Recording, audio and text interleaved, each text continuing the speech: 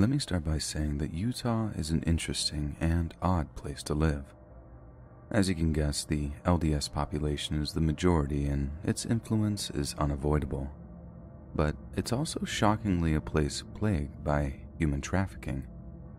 When you are raised and taught that where you are living is the holiest and safest place on earth, you are kind of set up for disappointment.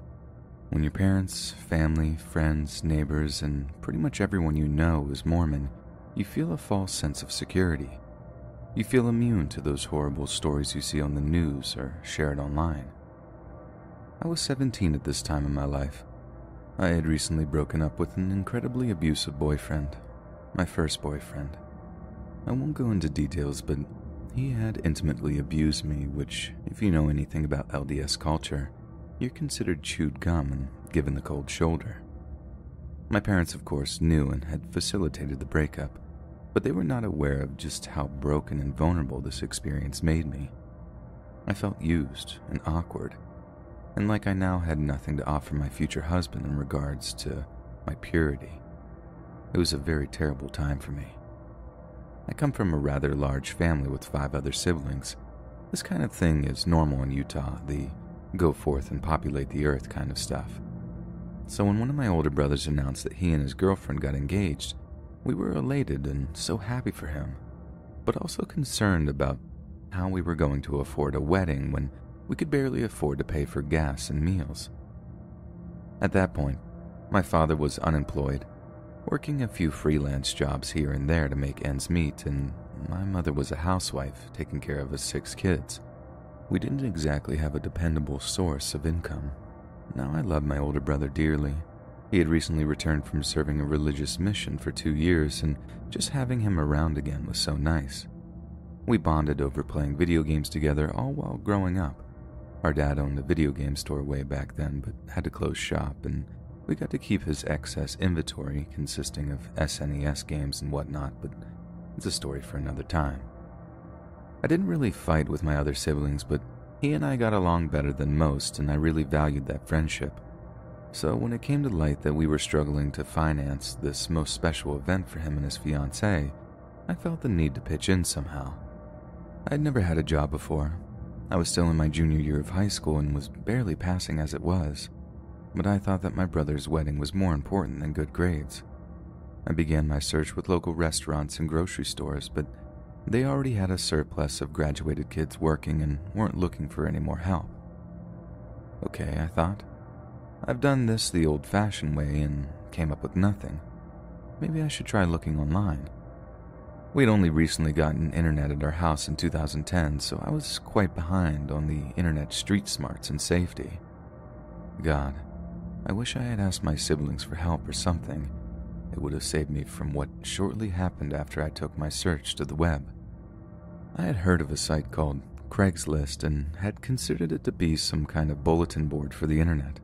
People sold stuff on there, and I heard they also posted job listings, so I dove in and began searching in earnest.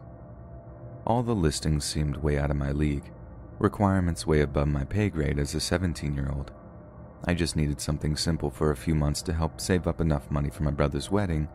I could put up with a terrible job for a few months, I thought. It was only while perusing the jobs listings that I found this one particular post asking for a house cleaner. Being one of 6 kids, our home got pretty messy pretty fast, and I was rather skilled at cleaning up after others and enjoyed making spaces clean.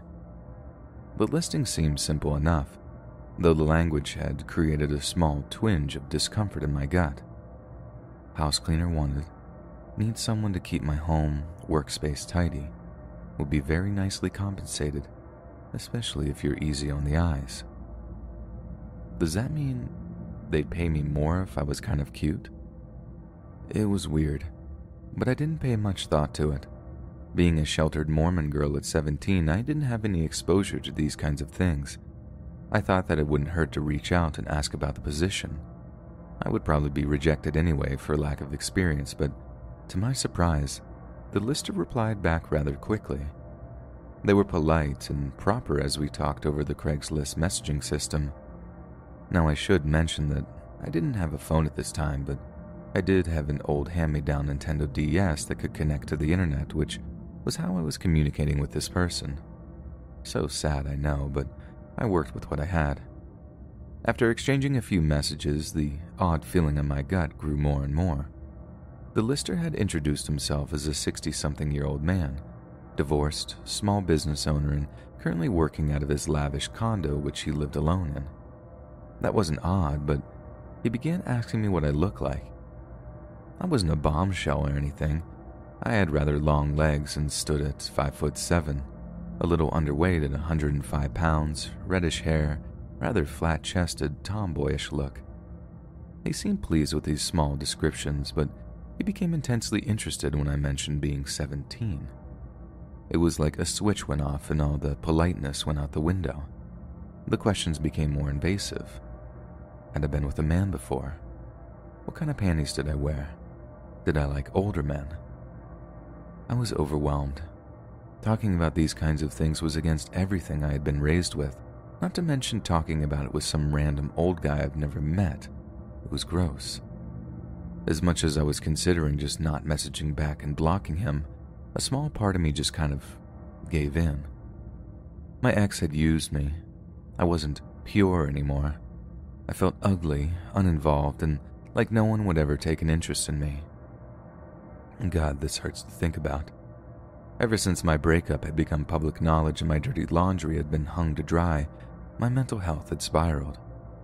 Purity is probably the most important thing in the Latter-day Saints culture, and everyone around me knew that I was unclean. If that was the case, I truly wasn't worth anything anymore, then what was the point? If working for this man earned me a little money to help my family, what would it matter if this old guy was a little dirty with me? It didn't seem like he was going to try anything, and even if he did, well, that was a risk I welcomed. Either I came out of this with a little cash to offer up, or something happened to me and I didn't have to worry about existing anymore. It seemed like a win-win. Weeks went by and the messages continued. They grew worse and worse, with this man eventually writing out entire small fantasy novels of what he'd like to do to me in his perfect world. It was revolting. We had not had the chance to meet up yet. I couldn't drive, and it was hard for me to get out of the house without raising suspicion. The day of my brother's wedding was coming closer, and my family was still struggling to make ends meet. Most days I pretended to sleep when it was dinner time so my younger siblings would have more food to eat. And this man was promising me a lot of money just to come see him, to come and visit for a little bit, to get to know one another. Money that we really, really needed. After weeks of being cajoled and groomed by this man, I caved in and accepted his invitation to meet up. I wish I had known how bad this was going to get. I would never have stepped foot out of that house that day, but I guess everyone has something that they really regret doing. The day came and I was preparing to leave. He had told me to say that I had a job interview as an in-house artist for his company. I was a self-taught artist and my parents knew that about me, so they weren't too surprised at this position I was looking into. They were, however, very suspicious of how too good to be true the offer seemed. I assured them the best that I could that I had done my research and that this was a reputable company, and that they would offer me flexible work hours if they chose to hire me. The man had made sure that I knew the importance of traveling alone when I came to his condo. I wasn't to be driven by anyone. I was supposed to take the bus. I wasn't even to tell anyone of his address. When my parents asked where it was, I skirted around the question, directing their attention towards how excited I was for the interview and for the chance to help out the family. They consented, but with one exception, that my other older brother, the one not being married, would drive me to the location. Honestly, I found this as a relief. I wouldn't tell the man that I had been carpooled. He didn't have to know.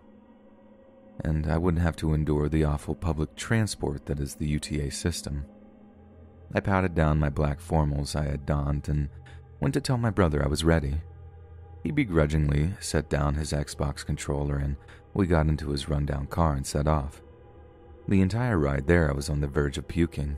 I was petrified. I had no idea what this man had in store for me.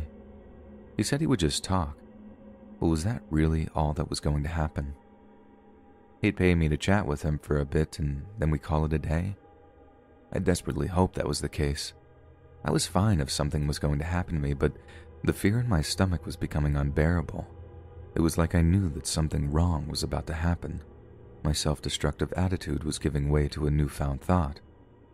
What if what he had in store for me was worse than death? But I didn't have time to back down. My brother and I had reached his lavish condo. God, it looked so derelict and run down, it was hard to believe that anyone was actually living in the building. My brother glanced at me worriedly. Yeah, you sure this is the right spot? This place seems kind of sketch. Yes, I was told that this was just a temporary workplace until their new location's all set up. I stammered out. Lying on the fly was not on my skill list. He seemed, however, to accept this reply and shut off the car's engine. Do you know how long you'll be there? I was hoping to check out the game store across the street.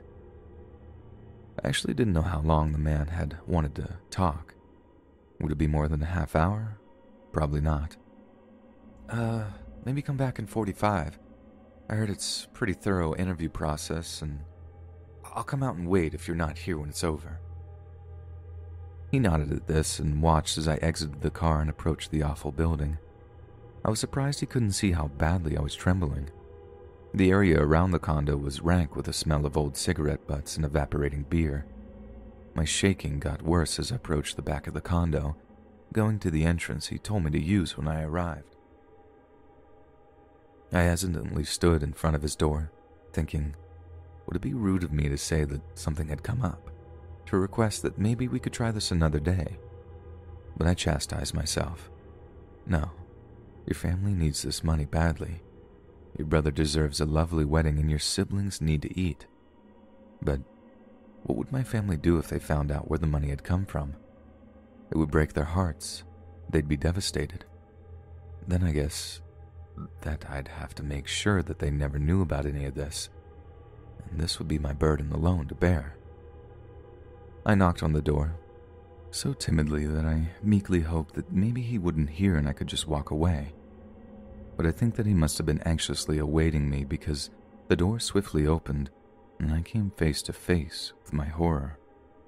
He was definitely in his 60s. He had a huge beard that looked not very clean. His clothes were rather worn down. It was odd that I was actually taller than him, but he was definitely heavier than I was. He looked me up and down with eyes that just burned, so predatory and hungry with their gaze.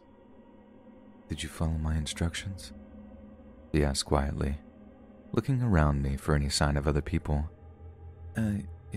Yes, sir. I came here on the bus.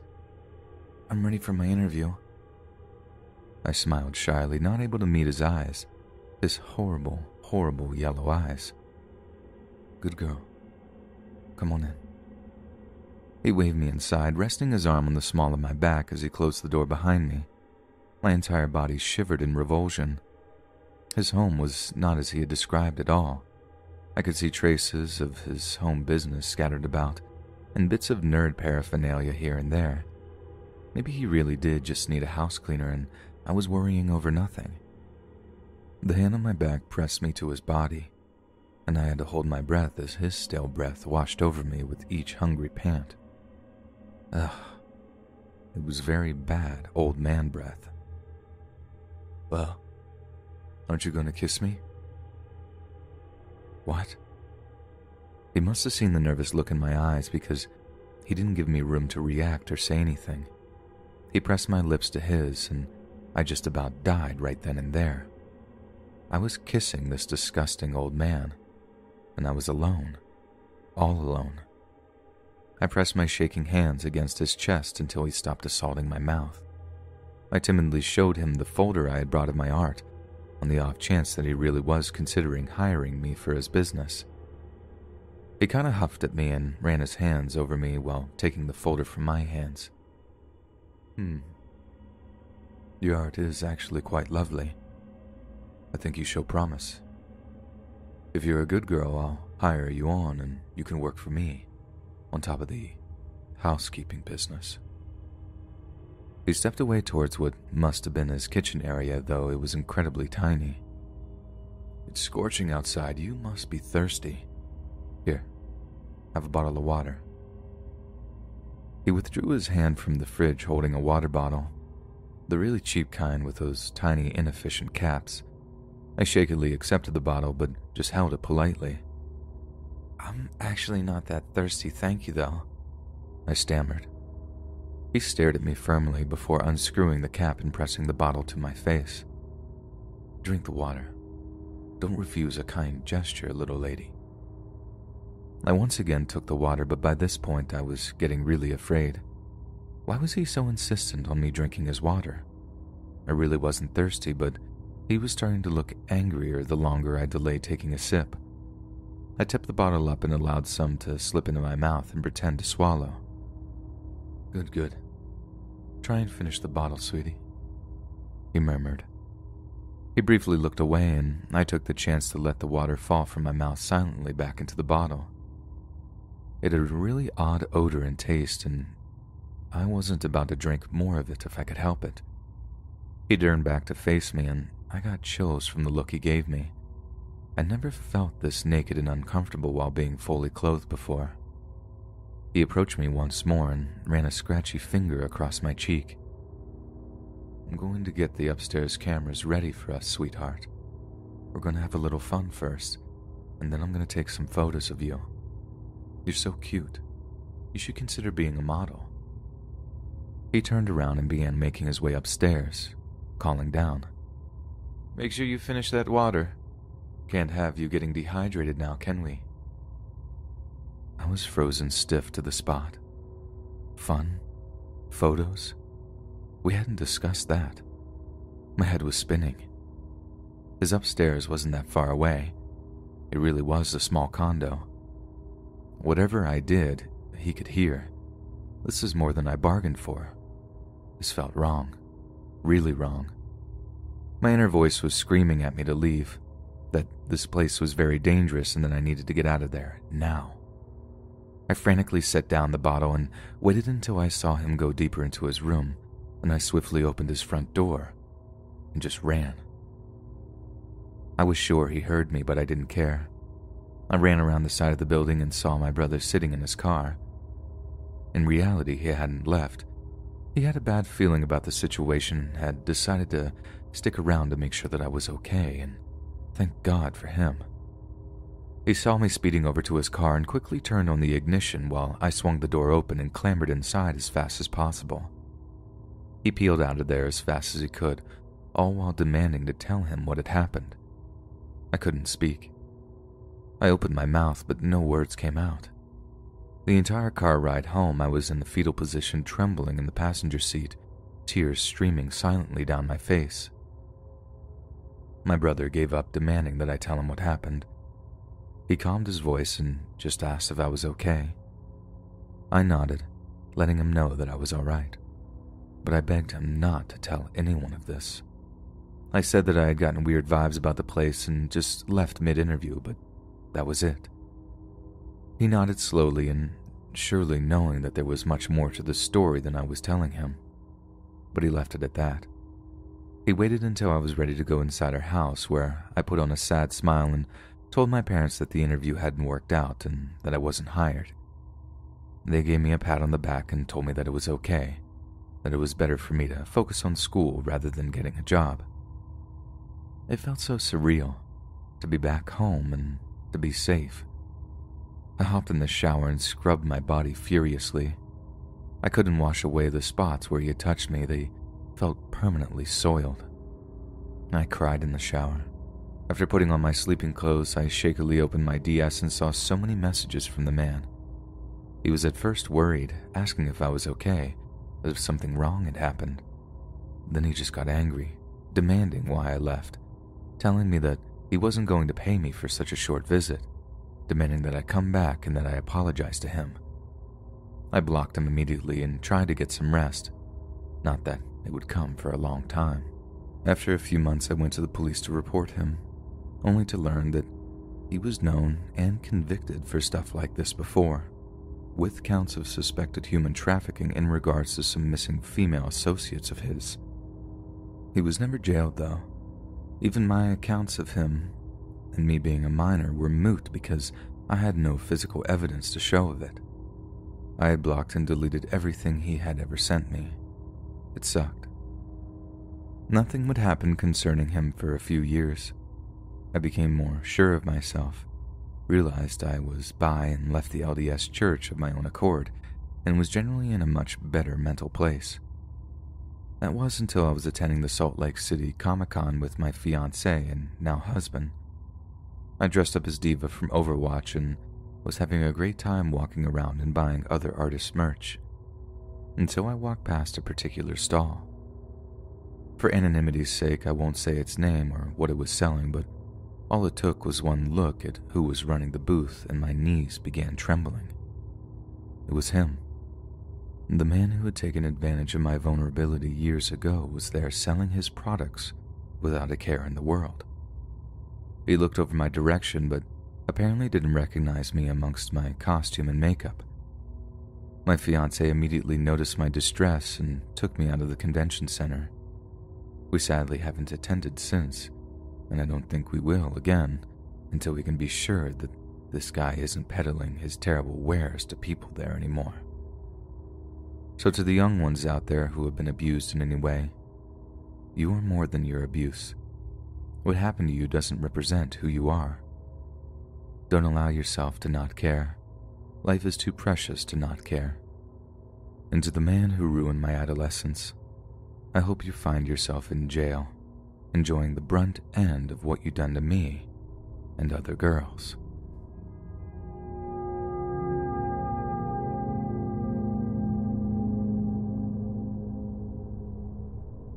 I was in high school when this all happened. This was back in 2016, and I had recently started walking home from school. I didn't live too far, it was only around a 20 to 30 minute walk, depending on how much I wanted to go home that day. The school day had just ended, and this was my 5th or 6th time walking home. I decided that I would go the long route instead of the shorter one that I normally take. Little did I know what I was walking into. After getting out of the parking lot, there was a long road that led to a neighborhood just behind the school. On one side of the road there was the baseball field, and on the other was a small factory-looking place. To this day I never really bothered looking into what it actually is. Usually I would follow this road down into the neighborhood and cut through there until I reached the main road, where I'd be roughly 15 minutes away from home. So I climbed up the side of the hill between the back road and the factory place. I'll just call it the gray zone, I guess, since most of the buildings were a dark grayish color, and began my walk through.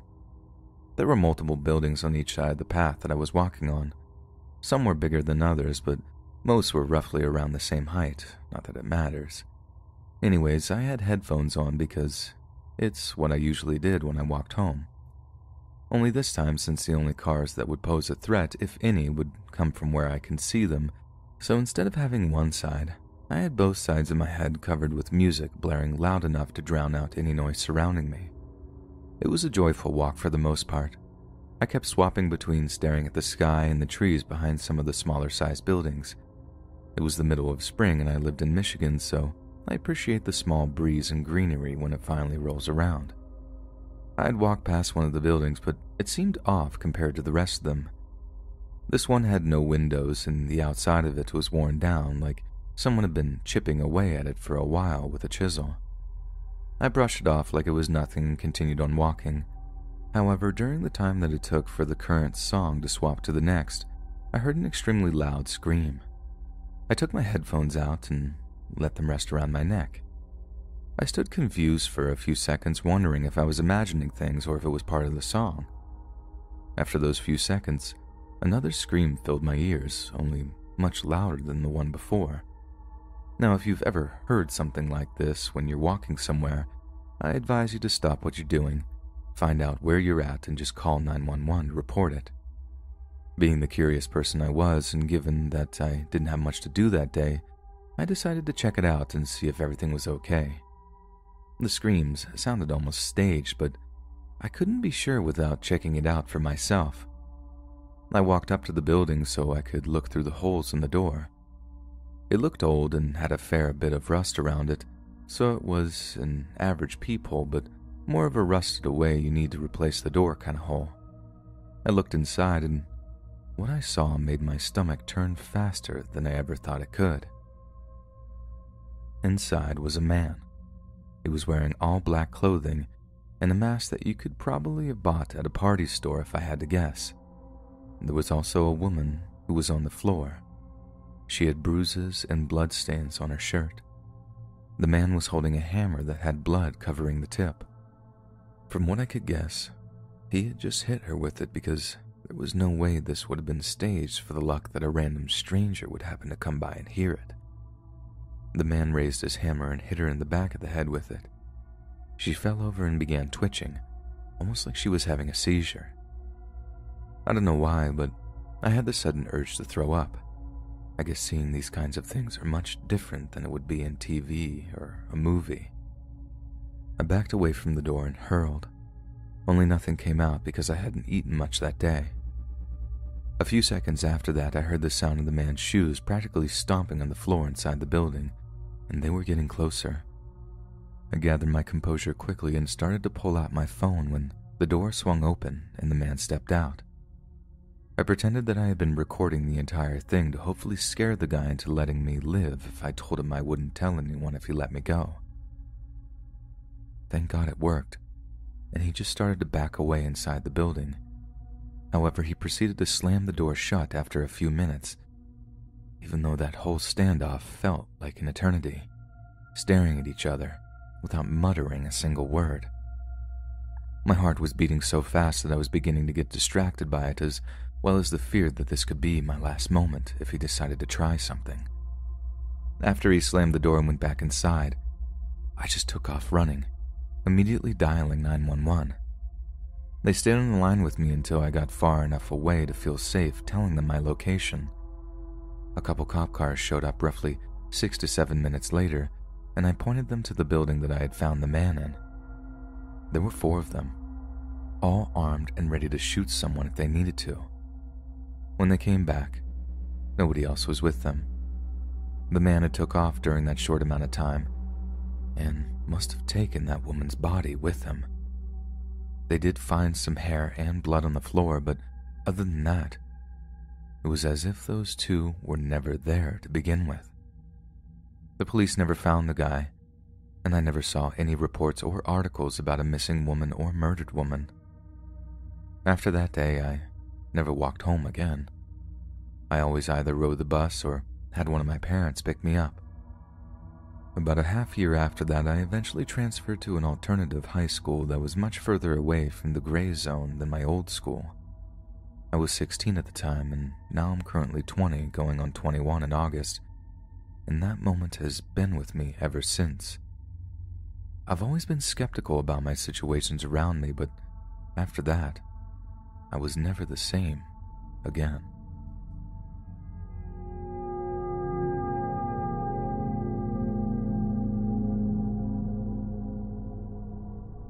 I am a Native American, a Lakota Sioux to be exact, from the Standing Rock Sioux tribe. A long time ago, when I was 8 years old, I'm now 26, my father used to and still takes business trips. This particular trip was not too far from my reservation, but to a kid it felt like it was the longest trip ever, also considering me being that annoying "are we there yet" type of kid every waking second. You know that kid. It also didn't help that I had and still had chronic ADHD that's the cherry on top. My ADHD is so severe that I tend to forget a lot of things and names because my brain is constantly active. Heck, I forgot most of my childhood in the process. But this particular day has always stood out to me. For others, not many were as fortunate as I was, sad to say. I have never been the least bit organized, so I'm not a quick thinker most days, and this day, which needed 100% of my brain power to be as active mentally as it was always physically, but that didn't happen. We arrived at our destination, unpacked, and were settled in our hotel room. My dad had to go to his meeting that evening, I'd say at around 4 or 5, and this was also midsummer. So it was just my mother and I. We went through the strip mall to purchase souvenirs and the like. There was a cafe gift shop that she wanted to take me to as she had been there before. She bought me a shirt from there. I still remember it being a red shirt with a rooster design on it. After hours of our shopping escapade, my mother went to her car to smoke a cigarette, so she allowed me to play on the cement walkway next to the little mall. I was not far from her, maybe 20 feet or so. I'm not very good with distance, but I was certainly in eye's reach. As I'm playing, minding my own business and letting my imagination take care of my boredom, a couple comes up to me. Generally, I was a very naive and friendly little kid, as typically we usually know everyone closest to our reservation district. Sure, I was taught your average stranger danger tactics that are usually advised to us in our youth. For some reason, which confuses me to this day, I didn't have a fight or flight response. Basically, no red flags crossed my young mind. They started to talk to me saying, "Hi, little boy. What are you doing out here by yourself?" At the time, I wanted Halle Berry's short haircut. I even have school pictures as proof, and yes, I did look like a boy with that haircut at the time. I explained something along the lines, just playing, and I'm a girl. And they both look at each other and say, "Where are your parents?" I pointed behind me, saying that my mom was right there. Not listening to me, the woman grabs my arm, and stupidly I didn't scream or try to get away. I started to walk with them. I said, "Where are you taking me? My mom's right there." She responds, "Don't worry, little boy. We'll find your parents." With tears starting to well up in my eyes. I'm a girl. My mom is right there." Still with me in tow, my mother bursts out of the car and screams, "What the F are you doing? Let my daughter go." Now, I'm not sure how my mom didn't know right away, but this ordeal happened in what I assumed a minute's time span. I don't blame her, because in all honesty, with my memory loss, I can't say how quick it actually did happen, but in my mind it felt like an eternity. The woman let me go and said, "Oh, I thought she was lost." My mom in a rage said that she was there the whole time and to get lost themselves. I ran back to my mother and she hugged me, but she did call the cops and did a statement, but nothing ever came of it. And just like that, it was over and I forgot about it. But I think of it some days wondering, what if, and if I was the first of a list of many. I pray that they didn't try it any further, or that it was innocent and they did actually think that I was lost. Being a mother myself, I often remind my daughter of stranger danger advice, and just because I'm talking to someone doesn't mean she could. But she is also a spitting image of me down to her behavior, so I never let her out of my sight wherever I go, because I live in fear that she may also be very naive and walk away with someone, then I might never see her again. The scary part about living on a reservation is that human trafficking is very common, and kidnappings do happen, some people going missing without a trace. So to any mothers, fathers, brothers, please teach your little ones of those situations so you aren't left with a possible kidnapping. I may have been lucky, but it may have gone a lot worse.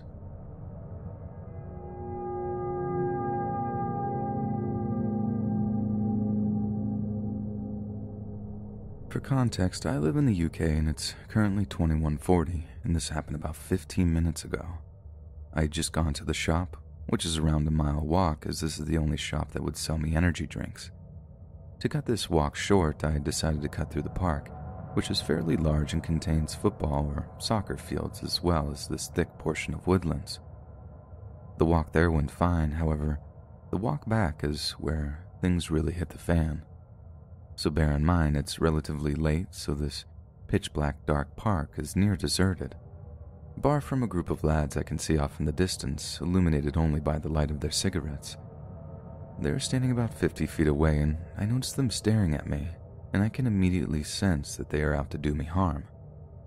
As they approach, I'm able to read the group more, and I see that there are about 3 of them, all male and have a good 5 years on me. I'm 15, by the way. I decide I have no choice but to face them.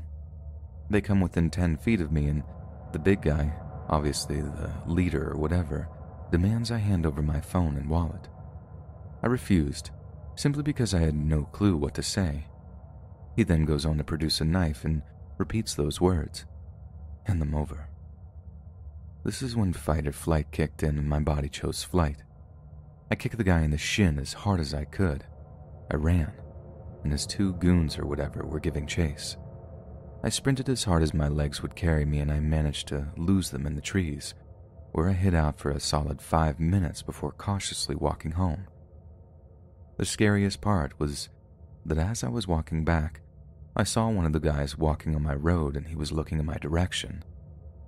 I pray the darkness was enough to hide me as I scampered into my house, but I think I just escaped death.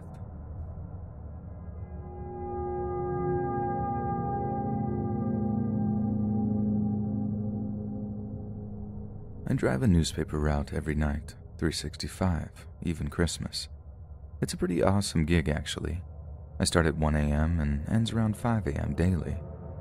The only few times it really sucks is during snowstorms. I'm sure a lot of listeners have been affected by the recent snowfalls. I'm here in Wisconsin, so I feel ya. My paper route is about half residential areas and half rural county roads. Sometimes a half mile between stops.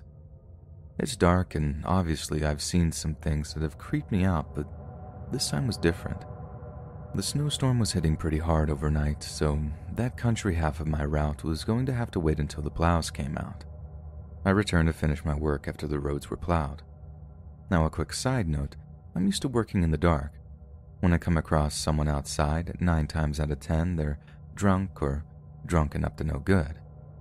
For this reason, I carry with me a taser and a wooden dowel rod in my truck when I deliver newspapers, shifting my weapon under my arm when I have to deliver a paper on an elderly customer's porches.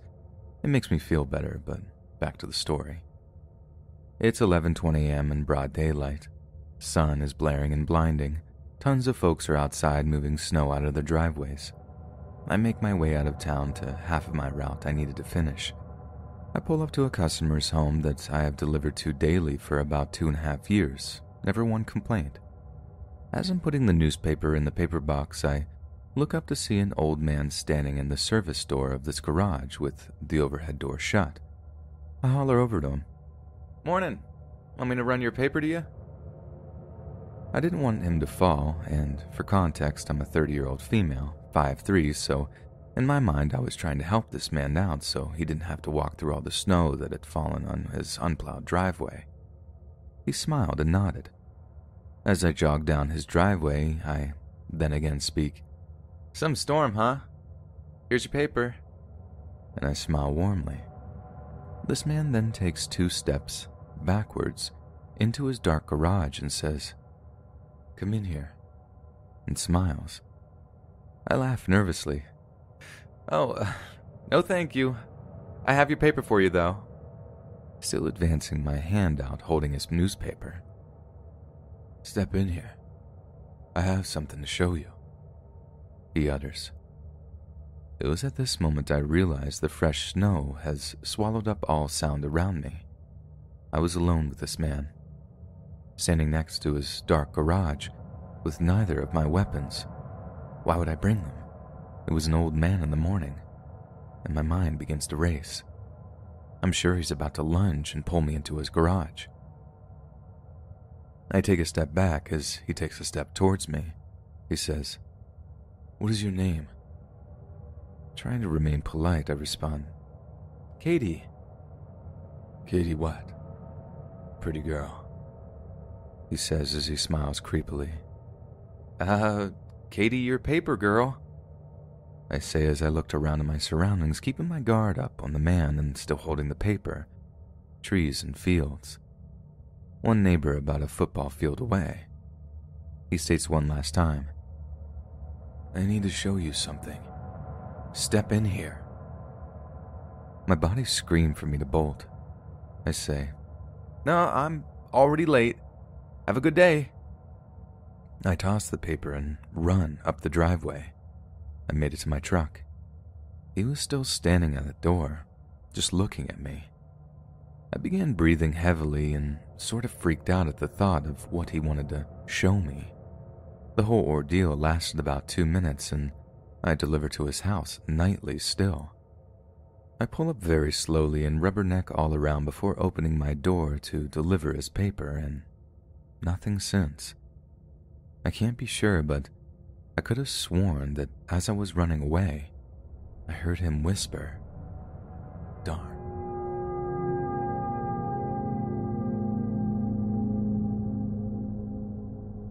To start this story, I should mention my occupation.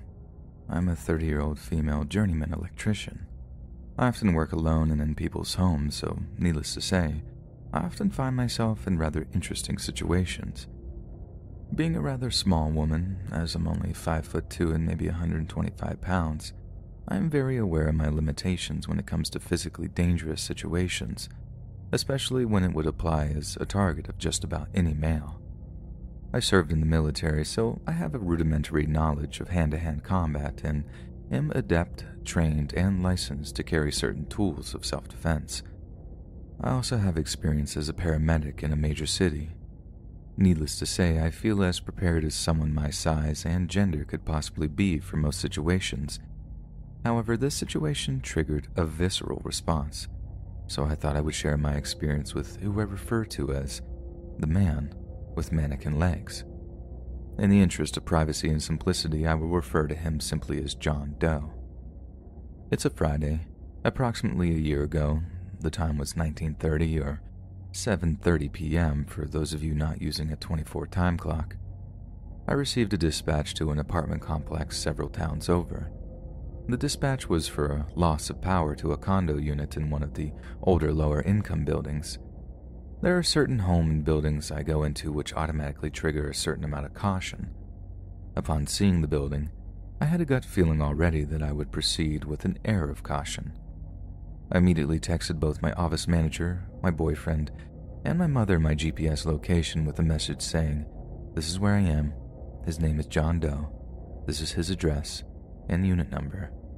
If you don't hear from me every 20 minutes until I tell you I have left, please call me first. If I don't answer, please call the police." When I rang the bell, a gruff voice of a man who smokes far too many cigarettes forcefully inquires as to who is there. I answer stating that I'm the electrician that was dispatched. He hits the buzzer and lets me in. I walk up the stairs and the first thing to hit me is the smell of the building. A building full of unwashed bodies, unemptied wet ashtrays, and stale alcohol. He opened his door and the smell intensified. He wore grubby, unkempt, ill-fitting clothing, stained with fluids bodily or food in origin. His face, thin and gaunt, unshaven with dark, heavy bags under his eyes. Entering the door, I noticed a small table that was stacked with empty beer cans toting the champagne of beers. A plastic whiskey bottle went thunk off the toe of my steel-toed boots and skidded across the floor. I look up at him. Though on the skinny side, he was tall.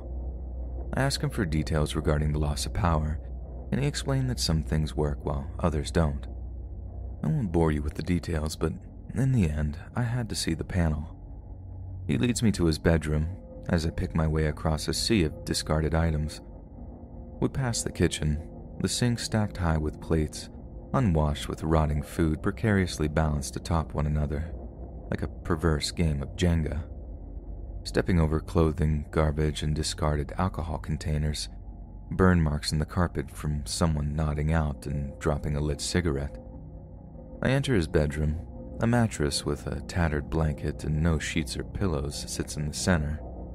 The furniture is all secondhand and distressed and broken in places, water-stained as if it were saved from some unknown curb, which was not sold during the estate sale. The top half of a naked, dirty mannequin, appearing as if though it were stolen from an abandoned storefront of a long-dead store, lays in the bed. I trip over something as I'm making my way around the bed. Looking down, I see two things that make me take pause. The more alarming of the two happen to be a set of legs from the mannequin, carelessly hacked from the top half with what looks to be a very dull hacksaw. A hole crudely drilled between the legs, lines drawn at the natural human joints, though it was a hard molded plastic. I also see a dimly flashing red light coming from the ankle of my creepy host. It's a Department of Corrections GPS ankle monitor. I have to turn my back on him to make the repairs, which makes my hair stand on end. He watches me, smoking a cigarette and sneaking to the living room often to take a swig from a brown paper bag. I make a few temporary repairs, tell him I'll have to come back to finish the rest of it. I take payment and leave. He watches me walk to my truck, following me to the apartment landing and to the main front door. I'm almost running now, and I jump into my work truck and lock the doors. I finally breathe. I finally feel safe. Until I see him in my mirror staring back at me from the rear section of my truck. Not threatening, just staring. I leave without finishing my paperwork and go a few blocks down. I stop and start shaking as the adrenaline slowly leaves my system. I reassure my family that I am safe and tell my boss that I cannot go back to that address. He offers to send me back with another person, and my heart drops, and I look for a reason not to. I quickly Google John Doe and find out exactly why he was wearing an ankle monitor. He just got out of prison. This John Doe served 2 years in state prison after stalking a woman. When she threatened to report him, he broke into her home, demanded her to disrobe. When she refused, he told her he would kill her, and he threatened to dismember her. My heart leapt into my chest as I realized what this man may have been truly capable of. With the evidence of the mannequin staring me in the face, it appears his fantasy is alive and well. Needless to say, my company never sent any technician back to the man with the mannequin legs, and I ended up with nothing more than a story. A story that shows no matter how prepared you may be for a situation, you never know exactly who you're dealing with.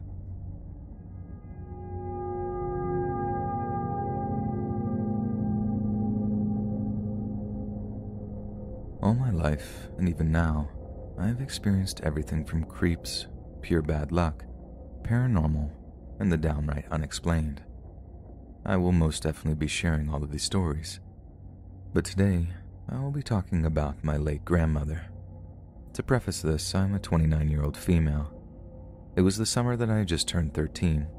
I came home from a friend's house to find my mother packing a suitcase. Upon further inspection, I saw that it was my clothes she was packing. She sat me down at the edge of her bed and told me that my grandfather was in the hospital with severe pneumonia. She told me that I was being sent to my grandmother's house for 2 weeks to take care of her while the rest of the family helped my aunt clean out her big house and move what they could to Florida.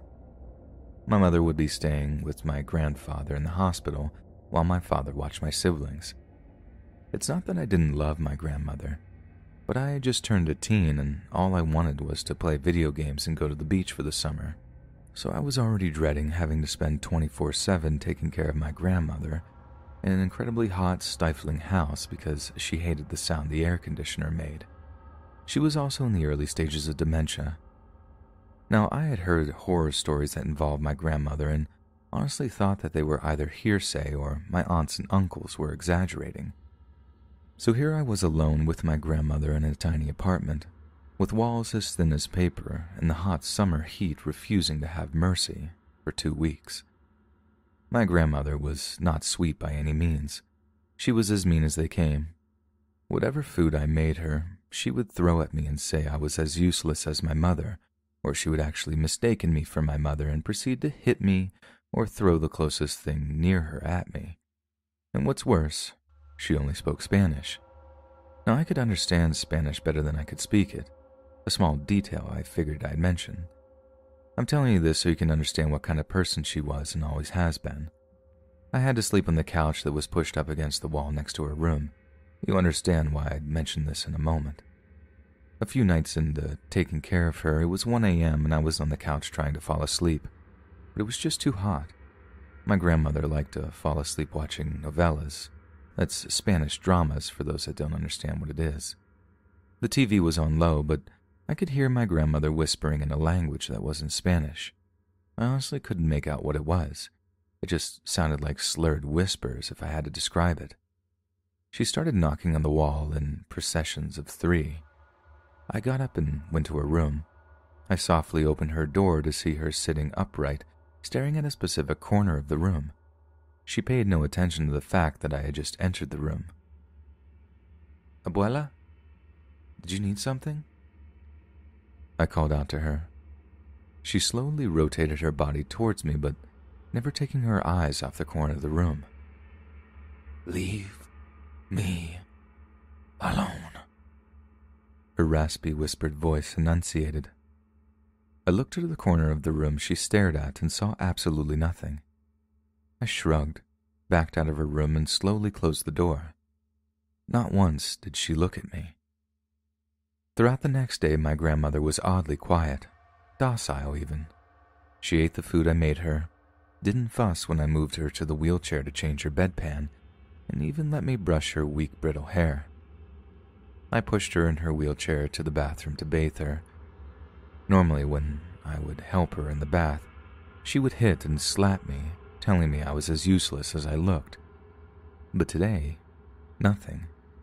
She just kept staring at something over my shoulder, and when I would turn around, there was never anything there. As I finished bathing, I saw her on a stool just beside the bathhouse while I dressed her. I became increasingly aware of the silence that passed through us. Now, just a quick explanation of the apartment setup. If you come in through the back door, you were automatically in the kitchen. All the way in the left corner was the door to the bathroom. Straight ahead of you was the doorway to the living room, and in the living room was her one and only door to her bedroom. Again, this was a tiny apartment. As I got ready to help transfer her to the wheelchair, I noticed it wasn't in the bathroom with us where I left it. Confused, I sat my grandmother back down on the stool to look for the wheelchair. My grandmother couldn't walk unaided. My grandmother began to chuckle softly, the first sound she had made all day. I found her wheelchair in the living room, wheels locked and everything. I unlocked the wheels and pushed it back towards the bathroom. I was surprised to find my grandmother wasn't in the bathroom where I left her. "Niña," my grandmother called from her bedroom. I run to her bedroom to see her sitting up in bed, pointing to the small TV in her room. I walked over and turned it on to her favorite novella. I walked back to the bathroom and pushed her wheelchair to her room. I'm confused because, 1, my grandmother can't walk, much less stand, without assistance. 2, this all happened within the span of a few minutes, and 3, my grandmother would have had to have passed me to get to her bedroom from the bathroom. I do my best to push that weird occurrence out of my mind as me being delirious from the heat. Can you tell I was a skeptic yet? As I go to sleep that night, I wake to the sound of heavy footsteps in my grandmother's room, as well as the sound of white noise coming from the TV and the same slurred whispers. My heart is racing as I look to the tiny digital clock on the entertainment center, exactly 1 a.m. I get up slowly and walk quietly to my grandmother's door. I listen for a minute, and it sounds as if though the heavy footsteps are pacing. The door rattles against the frame with each step. In one fluid motion, I open the door and peer in. This time, my grandmother actually acknowledges my presence. Her eyes were filled with malice, but she formed a small smile. "What, Niña?" she says softly with a coo, as if she was soothing a crying baby. "What was that sound, Abuela?" I asked her. She chuckled from deep in her throat. "My friends came to play," she said in a sing-song voice. "Now, get out!" she barked. I slammed the door shut and fall onto the couch, my heart still racing. I didn't fall back to sleep. The next few days passed, and my grandmother was back to her usual demeaning and insulting self. My mind was still not at ease. In fact, I began to fear falling asleep at night. One afternoon, my mother called to check up on me, and I told her how rude my grandmother was and of the strange occurrences. "Your grandmother has dementia, you know that," she said. "She was always hateful and abusive towards me while I was growing up. When you were born, she called you her doll and said that having you was the only thing I ever did right." She sighed, and I could tell how sad she was. "She still loves you, no matter what." was all she said before she hung up. It felt like I had been dismissed. That night I woke up to the couch being moved violently away from the wall to my grandmother's room. I thought I was dreaming at first and didn't make any move to get up, until I was forcefully pulled from the couch by my ankle. It wasn't until I was on the floor that I got up and looked around the room. I quickly turned on the lamp and saw that the couch was moved a good foot away from the wall. I looked over and saw the door to my grandmother's room was open. I walked to her door, but not before it slammed shut in my face. Shocked, I stood there for a moment. "Muñeca," my grandmother called from the other side of the door. I opened the door to see her laying down, staring at the same corner of the room as before. "Don't be scared. You'll make him mad," was all she said before she closed her eyes and turned over to her side. I closed the door. I moved the couch back against the wall and sat down. I fell back to sleep with the lights on. The next few days passed without incident. My grandmother was sweet to me, which was unnerving. While in her room I brushed her hair, she told me stories of when she was younger. She then reached into her vanity table and pulled out a small tube and handed it to me. I read the label and it said arnicare. Confused, I asked her what it was for. She pointed to my leg and said, "It's for your bruises." I lifted my pant leg to see a deep bruise on my ankle. I looked up at her in the mirror and saw that she was visibly upset. "I will protect you," was all she said. The day my mother came to pick me up, my uncle came with her. "I heard what happened," he said as he placed a hand on my shoulder, a look of concern on his face. "I'll take over from here." I gathered my things and said goodbye to my grandmother. She grabbed my hand and placed a small golden cross in my palm. "For protection," she said. She then lifted the hem of her skirt to reveal deep bruises on both her ankles. "He doesn't want to be my friend anymore," she whispered, and then looked over at the same corner of the room. I felt a chill down my spine. My mother came in and asked if I was ready to go. On the way home, I told her about the occurrence that happened the night after she had called and asked her more about my grandmother. My mom rubbed her forehead and then told me, "Your grandmother is a Satanist. She worships the devil. She always has for as long as I can remember, but you were her one and only favorite out of all of her kids and grandkids. I still don't know why." The rest of the drive home was quiet. I still don't know why either. My grandmother passed away 10 years later. The night I turned 23, I had a dream that my grandmother knocked on my apartment door. When I opened it and saw her, she was standing in the hallway. "I have to leave now. I love you, Muñeca," was all she said. I woke up to the sound of my mother knocking on the door. I opened it and she sobbed in my arms. "Your grandmother has passed," she said. There are many things in my life that I can't explain, but I just wish that there were answers.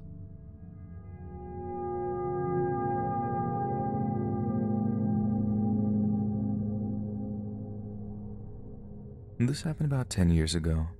My group of friends and I had just turned 21, so we were all in the bar hopping and clubbing phase of our lives. We would literally go out Thursday through Sunday and drink and honestly get into drunk and ridiculous situations. On a random Saturday night, the group decided we wanted to go downtown and hit up a few bars and clubs.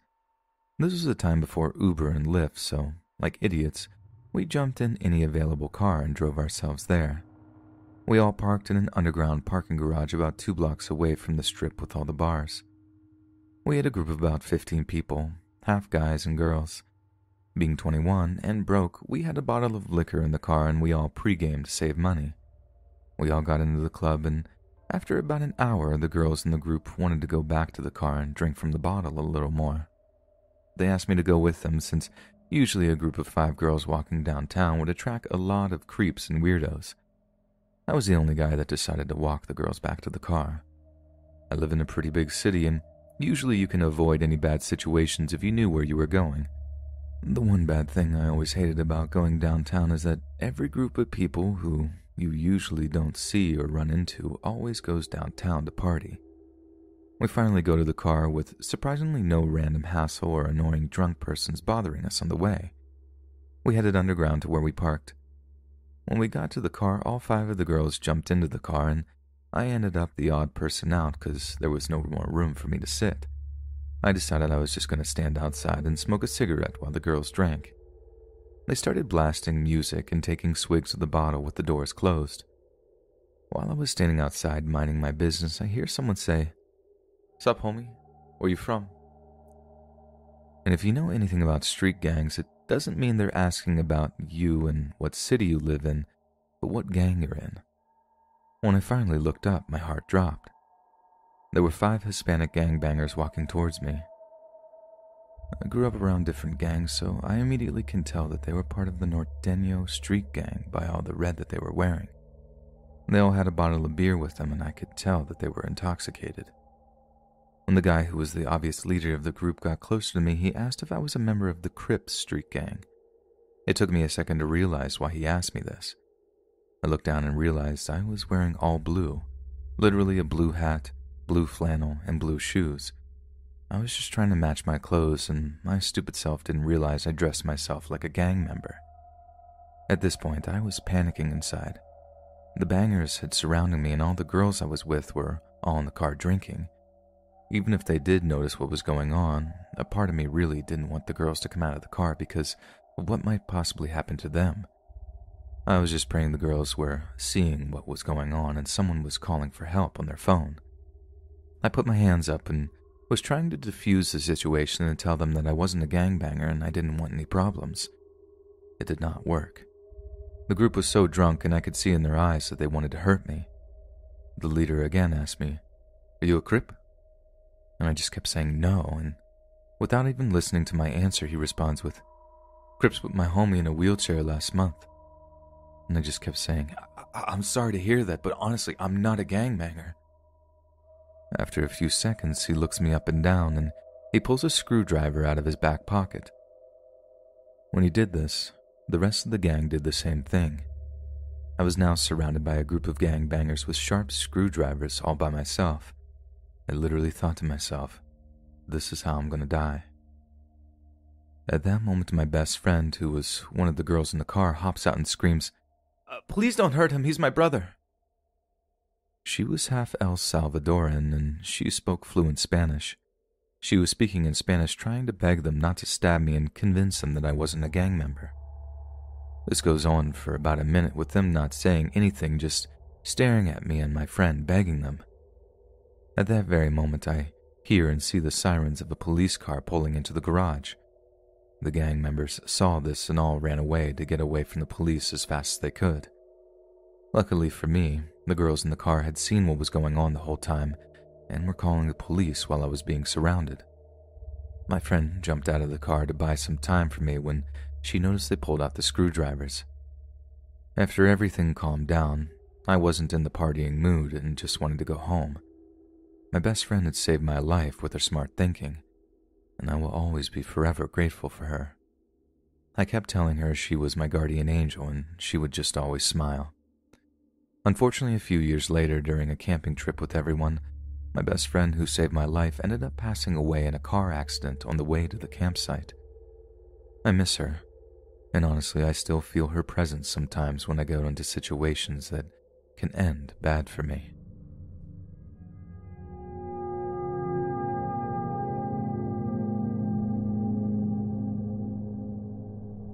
My friend is out of town, so I'm taking care of her pups. I was driving to her house yesterday when something odd happened.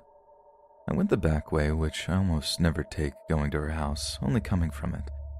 It's a long, winding road with almost nothing but trees, a few houses here and there, and a very old cemetery.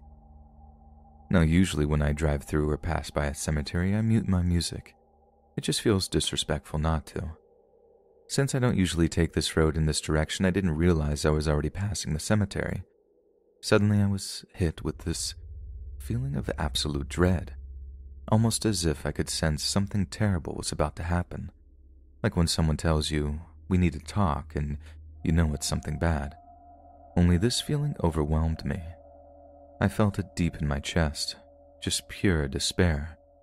I muted my music and was actually about to pull over on the side of the road to calm down when suddenly the feeling went away.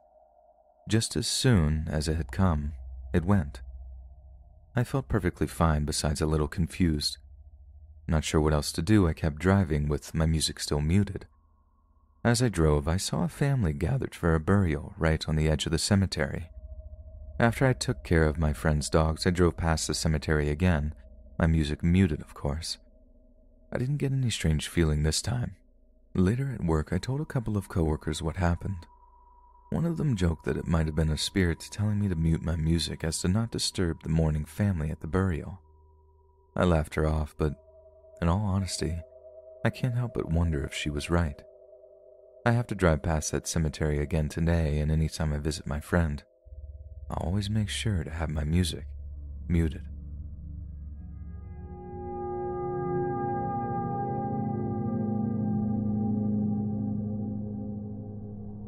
This happened about 10 years ago when I was 16 or 17. I was honestly in a really dark place due to my dad's terminal cancer diagnosis, so most things surrounding that time in my life are a bit fuzzy. This little event sticks out pretty sharply in my memory just because of how incredibly bizarre it was. It still gives me the creeps thinking about it. One day my aunt called the home phone. Not an unusual thing on its own, so my mom didn't hesitate to answer. As Mom was busy making something in the kitchen or something, she put her immediately on speaker and placed the phone on the counter. If she only knew what was coming. I don't think she would have picked up the phone at all, and let alone let me or possibly my dad hear it. My aunt sounded really excited and started saying that we won't believe who she found. Her and my dad's long-lost brother, she said. What luck, with my dad being basically on his deathbed and all. Great, right? Well, you see, the problem with that is that he died well over 30 years ago when he was 15 in a terrible drowning accident. So, not very likely. At this point, my mom snatched up the phone, turned it off speaker, and put it up to her ear. I'm not sure exactly what my aunt said next, but I assumed it was something in the realm of, "We're here now." Following that, my mom's face went slack with shock, and she quickly went to one of the front-facing windows in the living room. Being super weirded out and curious myself, I followed. Since we were on the second floor, we could easily see that my aunt's car was parked in front of our house. Further inspection revealed that there was definitely some guy in her passenger seat. Properly freaking out, Mom basically told her to get away from our house and that she doesn't want her or whoever this person was to come back. She hung up after telling my aunt to get some help. I was fully expecting chaos at this point, but they just drove away. Thankfully, my dad had been in a heavily medicated slumber during all of this, and as far as I know, no one ever told him about it before he passed. I honestly don't know how badly this would have messed him up. I mean, we already knew that my aunt had some sort of mental illness based on previous incidents in which she believed she was God, or, for some reason, singer-songwriter K.D. Lang, but this was an entirely new level for us. She never tried anything else like that again, but I still have so many questions. Who was the guy? Did he know what he was there for? Was it his idea or my aunt's? It was never brought up again with her, even at or after my dad's funeral. We don't speak anymore, due to her general state and the fact that my dad's family wasn't super close or big to begin with, so I guess I'll never really know. Hey friends, thanks for listening. Click that notification bell to be alerted of all future narrations. If you got a story, be sure to submit them to my subreddit, r/letsreadofficial, and give and receive feedback from the community, and maybe even hear your story featured on the next video. And join a live stream to catch an invite to my Discord. which I promise will be back soon as I fix this computer. And if you want to support me even more, grab early access to all future narrations for just $1 a month on Patreon, and maybe even pick up some Let's Read merch on Spreadshirt. And check out the Let's Read podcast, where you can hear all of these stories in long compilation form and save huge on data, located anywhere you listen to podcasts. Links in the bio. Thanks so much, friends, and I'll see you again soon.